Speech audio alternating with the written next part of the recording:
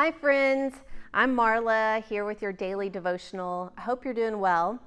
You know, as we wrap our minds around this new way of life, I've been reflecting on a different season of my life that was similar.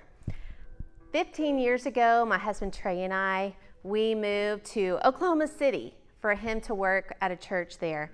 And we had just decided that this would be the right time for us to begin a family. And so a month after we got there, we were ecstatic to find out that we were already expecting a baby. And he was starting a new job in ministry, and I had relocated my direct sales business to that new city, and we were making friends from our new church. We were making plans for when the baby would come, and we were even doing a bit of a home makeover, ripping wallpaper off, and it was an exciting time. And through my business, I had earned an incentive trip to go down to Mexico on a cruise. And I was excited to take my coworker friend Pam with me because Trey didn't yet have vacation time. And so it was only 4 months into our pregnancy, but everything was smooth sailing. Everything was fine. There was no reason why it would be a concern to take a trip like that.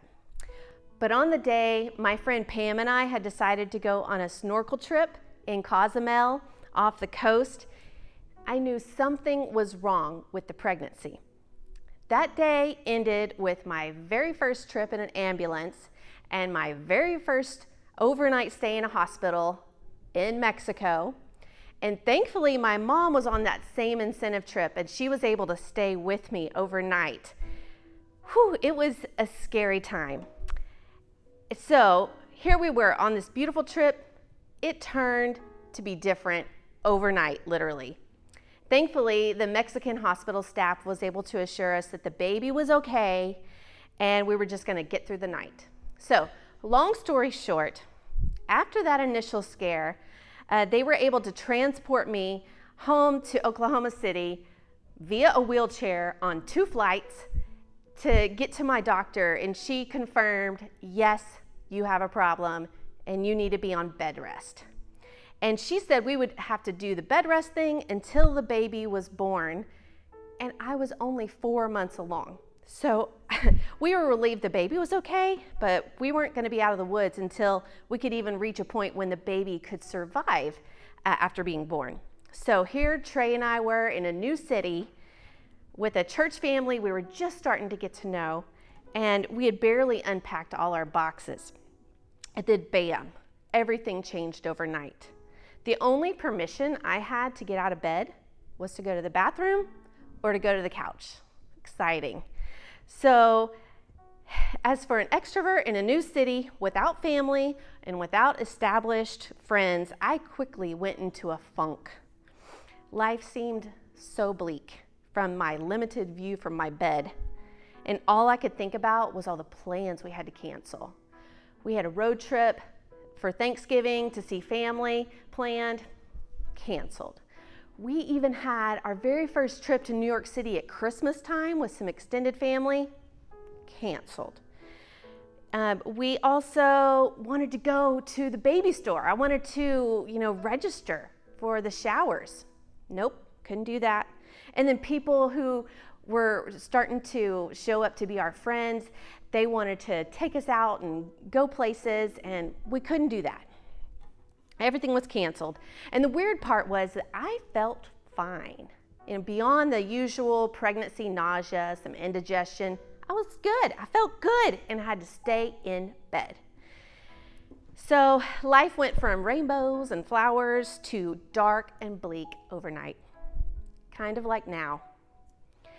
And I have to be honest that during that time, I struggled emotionally in a big way.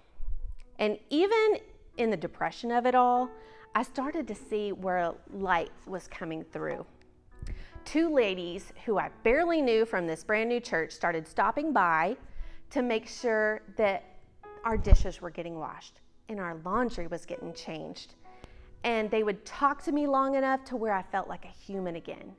And then they kept coming back.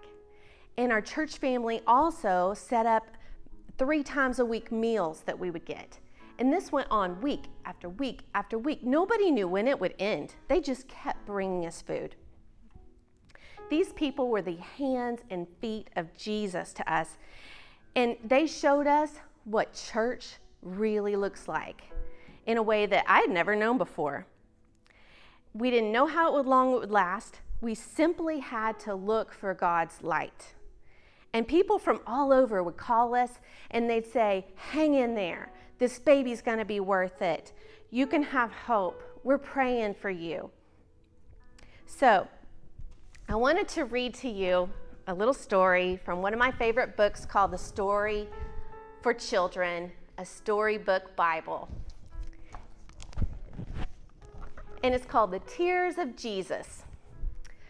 One day, as Jesus taught near the Jordan River, a messenger from Bethany rushed over to him.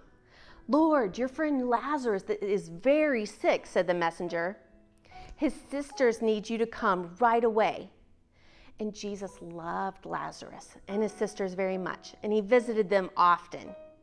And they took good care of him.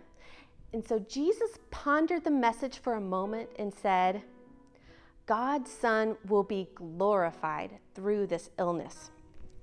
And that's what many people reminded me during my problem in my pregnancy.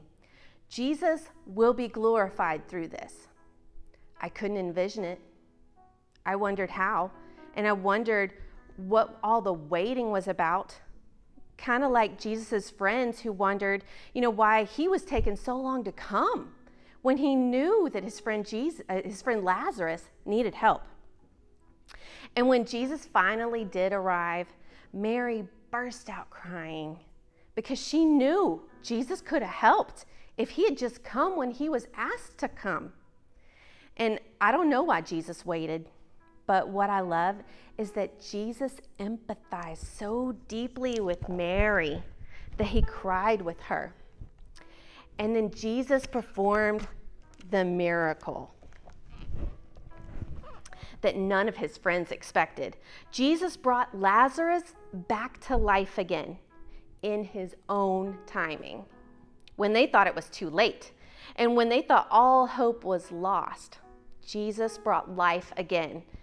Our sadness from this time of sheltering in place and all our canceled plans, it touches Jesus's heart.